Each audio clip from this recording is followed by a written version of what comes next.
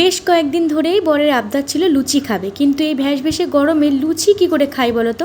যাই হোক, আজকে বৃষ্টি হচ্ছে দেখে ভাবলাম চলো আজকেই বানিয়ে ফেলি। কাল থেকেই ঠিক ছিল যে ঘুগনি বানাবো, তাই মটরটা ভিজিয়ে রেখেছিলাম। এখন আলুগুলো কেটে প্রেসারে দিয়ে সিটি দিয়ে নেব।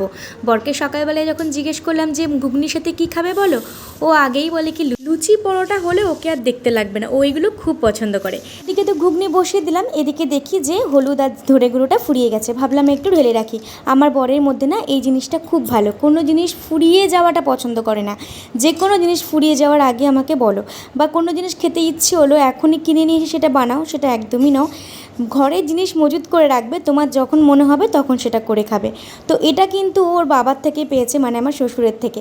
যাই হোক, লুচি ভাজতে গেলে আমার একটু ওকে ওর হেল্পটা লাগে, কেননা একা বেলে ভাজাটা পসিবল হয় না, তাই ওকে ডেকে নিয়েছিলাম। চলো, লুচি ঘুগনি সমস্তটা তো রেডি। একটু শশা কুচি দিয়ে দিলাম, যেটা বরের খুব ফেভারিট, আর সাথে দিয়ে দিলাম গরম গরম লুচি। তোমরা আজকে ডিনারে কে কী খেলে অবশ্যই কমেন্ট করতে ভুলো না কিন্তু। টাটা।